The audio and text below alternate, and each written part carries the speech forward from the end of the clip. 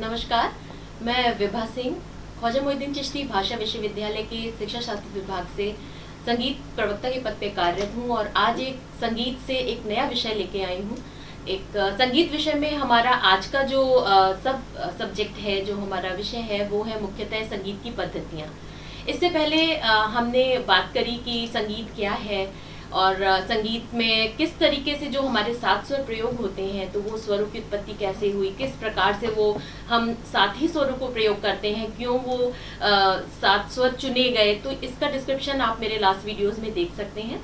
अब मैं आगे की अगर बात करूं तो पद्धतियों पे जाने से पूर्व मैं आपसे ये एक ज़रूर डिस्कशन करना चाहूँगी कि बहुत बार जहन में ये सवाल उठता होगा कि आखिर संगीत आया कहाँ से। एक ये हमारे हिंदुस्तान में हम जो आज संगीत यूज़ करते हैं, प्रयोग करते हैं, ये किस प्रकार से इस धरती पे आया, तो ज़रूर इस पे थोड़ी सी चर्चा करना चाहूँगी कि इस पे बहुत सी किंवदंतियाँ हैं, बहुत सी मान्यताएं हैं। हमारे संगीतज्ञों ने माना है कि संगीत की उत्पत्ति को लेके जिनमें मतभेद भी हैं। बहुत से लोग मानते हैं कि ये जानवरों की बोलियों से स्वरों की उत्पत्ति हुई, जैसे मानते हैं कि सा स्वर की उत्पत्ति जो है वो मोर से हुई है, पा स्वर की उत्पत्ति जो है वो कोयल के स्वर से हुई है, कुछ विद्वानों का मानना है। वहीं दूसरी तरफ कुछ लोग मानते हैं कि जो पानी की धार है जो कलकल करते हुए बहती है, तो उनसे जो साउंड्स क्रिएट होते हैं, तो उन साउंड से सात स्वर निकले। बट कह सकते हैं कि एक ज़्यादातर लोगों का मानना ये है कि हमारा जो भारतीय संगीत है, बेसिकली सबसे पहले इसकी चर्चा वेदों से मिलती है, वो भी वेद में सामवेद से मिलती है। सामवेद हमारा पूर्णतः गीतमय है, पूर्णतः संगीतमय है। स्वरों की चर्चा सर्वप्रथम आपको सामवेद में ही मिलती है। सामवेद में मुख्यतः 3 स्वर थे, उदात्त, अनुदात्त और स्वरित, जिनसे 7 स्वर बने। तो सर्वप्रथम आपको संगीत की चर्चा सामवेद से मिलती है, इसलिए वेदों के जनक हमारे ब्रह्मा जी को संगीत का रचयिता माना जाता है। ऐसा कहते हैं कि हमारे ब्रह्मा जी ने संगीत की उत्पत्ति की और उनसे वो ट्रांसफर हुआ शिव जी पे। शिव जी ने उस संगीत को आगे बढ़ाया और सरस्वती जी को प्रदान किया। सरस्वती जी से आप अच्छी तरीके से अवगत होंगे, वो हमारी विद्यादायिनी हैं, वो हमारी स्वरों की दात्री हैं, वो वीणा वादनी हैं, स्वरों की सम्राज्ञी मानी जाती हैं। और सरस्वती जी ने उस संगीत की उस धारा को आगे बढ़ाया और उन्होंने नारद जी को संगीत की शिक्षा प्रदान की। नारद मुनि ने संगीत की शिक्षा अप्सराओं को, गांधर्वों को प्रदान की। और उनके उस समय जो ऋषि मुनि हुआ करते थे, जिनमें से मुख्यतः मैं नाम अगर लूँ तो भरत मुनि हैं और नारद हैं, हनुमान हैं, इनके माध्यम से वो संगीत धरती पे आया। तो ये एक सीरीज है कि इस माध्यम से एक से दूसरे में, दूसरे से तीसरे में वो संगीत की धारा प्रवाहित होती गई और इस प्रकार उन भरत मुनि और नारद जी और हनुमान जी के माध्यम से वो संगीत हमारी धरती पे आया।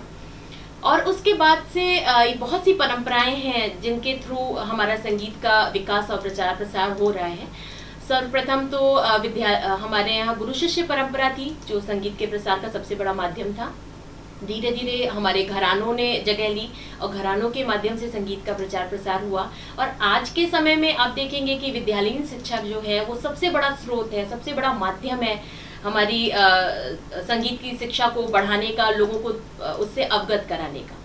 तो ये तो वो बात हुई कि संगीत आखिर आया कहाँ से। ज़रूर एक बार जब हम कोई चीज़ को पढ़ते हैं और सीखते हैं तो हमारे मन में सवाल उठता है कि आखिर इसकी स्टार्टिंग कहाँ से हुई। तो इन किंवदंतियों में सबसे सुटेबल यही लगता है, क्योंकि सर्वप्रथम चर्चा जो है वो सामवेद में मिलती है और वेदों के रचयिता हमारे ब्रह्मा जी हैं।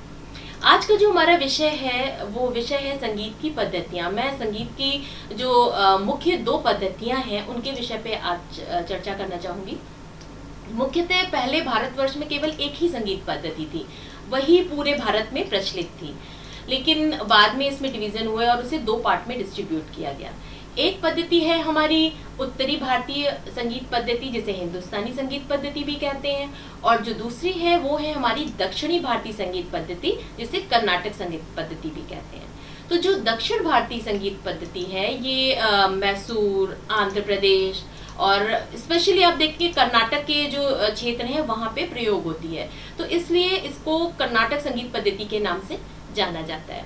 और जो दूसरी है हमारी वो है उत्तरी संगीत पद्धति, उत्तरी भारतीय संगीत पद्धति। तो ये दक्षिण के क्षेत्रों को छोड़ के संपूर्ण भारत में प्रचलित है, तो इसलिए स्पेशली उत्तर भारत में प्रचलित है, इसलिए इसे उत्तर भारतीय संगीत पद्धति और हिंदुस्तानी संगीत पद्धति भी कहते हैं। इन दोनों पद्धतियों में आप देखेंगे, अगर आप डीपली जाएंगे तो आप देखेंगे कि बहुत सिमिलैरिटीज हैं, बेशक होंगी, क्योंकि पहले दोनों पद्धतियां एक थी, एक ही पद्धति हमारे यहाँ हमारे भारत में प्रयोग होती थी। आप आज के समय से देखेंगे तो उनमें आपको कुछ समानताएं दिखेंगी, कुछ विषमताएं दिखेंगी। अगर मैं समानताओं की बात करूं तो मुख्यतः दोनों ही पद्धतियों में 22 श्रुतियां मानी गई हैं, दोनों ही पद्धतियों में 12 स्वर माने गए हैं, दोनों ही पद्धतियों में बहुत से स्वर ऐसे हैं जिनके नाम समान हैं। और अगर विषमताओं की बात करूं तो मुख्यतः आप देखेंगे कि बहुत से स्वर दक्षिणी संगीत पद्धति में ऐसे हैं जिनके एक से अधिक नाम है, बट उत्तरी भारतीय संगीत में केवल एक ही नाम आपको मिलेगा। इसके अलावा जो उत्तर भारतीय संगीत है हमारा, उसमें जो स्वर का जो कोमल स्वर होते हैं वो अपने स्थान से नीचे जाते हैं। जो मैंने, अगर आपको याद हो, हमारे प्रीवियस वीडियोस में हमने बात करी थी कि स्वर दो प्रकार के होते हैं, एक शुद्ध स्वर और एक विकृत स्वर होते हैं। शुद्ध स्वर जो अपने स्थान पर रहते हैं, और जो विकृत स्वर होते हैं वो अपने स्थान से या तो ऊपर जाते हैं या तो नीचे आते हैं। और उत्तर भारतीय संगीत में हमारे जो 5 विकृत स्वर हैं, उसमें जो 4 स्वर हैं वो कोमल विकृत कहलाते हैं, जो अपने स्थान से सदैव नीचे आते हैं, और केवल तीव्र मध्यम ऐसा है जो अपने स्थान से ऊपर जाता है। यहीं पे ये डिफरेंस मिलता है कि दक्षिण भारतीय संगीत में जितने भी हमारे विकृत स्वर हैं वो अपने स्थान से ऊपर ही जाते हैं। तो ये एक बहुत बड़ा डिफरेंस है इन दोनों पद्धतियों में। इसके अतिरिक्त भी कुछ डिफरेंसेस मिलते हैं, लेकिन ये दोनों ही पद्धतियों में बहुत सी गायन शैलियाँ ऐसी हैं, बहुत सी आप देखेंगे कि विषमताएं होने के बाद भी ये दोनों से एक दूसरे से काफी मिलती जुलती हैं। बहुत सी गायन शैलियाँ की मैंने अगर आपसे बात की तो आप देखेंगे कि हमारे यहाँ जो तराना है वो दक्षिण भारतीय में तिल्लाना बोला जाता है, केवल नाम में डिफरेंस है, उसकी गायन शैलियों में कोई डिफरेंस नहीं है, वो वहाँ की लैंग्वेज के हिसाब से उनके नामों में परिवर्तन है। सो आपने ये जाना कि मुख्यतः 2 पद्धतियां हैं जो प्रचलित हैं।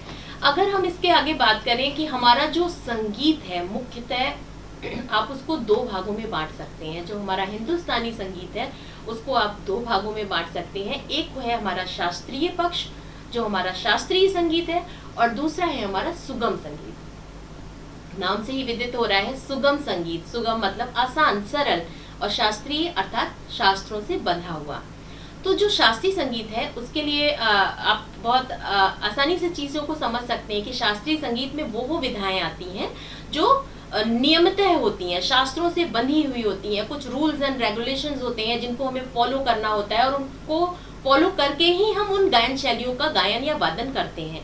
इसलिए शास्त्रीय संगीत जो है वो नियमितः होता है, और इन कंपैरिजन टू आपके सुगम संगीत से वो थोड़ा टफ भी होता है, और उसको सीखने के लिए आपको प्रॉपर ट्रेनिंग लेनी पड़ती है, उसको कई सालों तक रियाज करना होता है, तब आप उन विधाओं को सीख पाते हैं और गा पाते हैं। और दूसरी तरफ है हमारा सुगम संगीत। सुगम संगीत जैसा कि नाम से पता है कि सुगम, आसान, इजी, जो आप आसानी से कैच कर सकें, आसानी से सीख सकें। उसको सीखने के लिए आपको स्पेशली जाके कोई बहुत उसकी ट्रेनिंग नहीं लेनी पड़ती है, और उनमें बहुत सी विधाएं हैं, जैसे कि लोक संगीत है हमारा, भजन है, गीत है, गजल है, हमारा फिल्मी संगीत है। इन सबको आप बहुत आसानी से, आप देखेंगे हर कोई चलता व्यक्ति भी अगर उसको संगीत पसंद है तो वो गुनगुनाता है, तो वो गाने के लिए आज़ाद है, उसको कैसे भी वो वेरिएशन उसकी कर सकता है। तो ये सारे जो गीत के प्रकार हैं वो सुगम संगीत में आते हैं। लेकिन दूसरी तरफ जो हमारा शास्त्रीय संगीत है, वो शास्त्रीय संगीत में जो विधाएं आती हैं वो नियमितः गाई जाती हैं, राग के नियमों का पालन करके गाई जाती हैं। उनके अंतर्गत ध्रुपद आता है, धमार आता है, और ख्याल गायन आता है, जो आज के वर्तमान समय में बहुत प्रचलित है, और साथ में ठुमरी गायन आता है।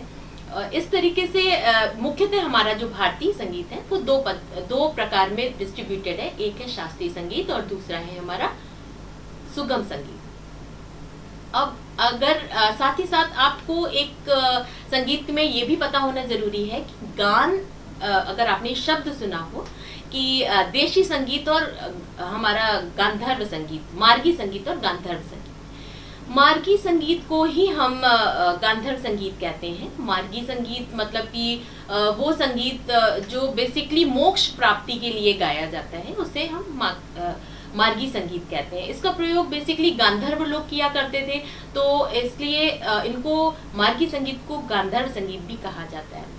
और इसका प्रयोग वर्तमान समय में नहीं होता है। आज के समय में हम मार्गी संगीत नहीं गाते हैं। ये पहले के समय में जो गांधर्व लोग थे वो मोक्ष प्राप्ति के लिए इस विधि के गायन को गाते बजाते थे, जो मार्गी संगीत कहलाता था। दूसरा है हमारा देशी संगीत, जो बेसिकली हम गाते हैं, जो हम सुनते हैं, जो हम हमारे देशी संगीत मतलब जो हमारे लोक में है, हमारे बीच है, जिसे हम आसानी से गाते बजाते हैं, वो हमारा देशी संगीत है, जिसको हम गान भी कहते हैं। ये गान मुख्यतः दो प्रकार में डिवाइडेड है। एक है हमारा निबद्ध गान और दूसरा है हमारा अनिबद्ध गान। तो निबद्ध मतलब बंधा हुआ, अनिबद्ध मतलब नहीं बंधा हुआ। तो निबद्ध उनके नाम से ही आपको बहुत क्लैरिफाई हो जाएगा। निबद्ध गान, अनिबद्ध गान।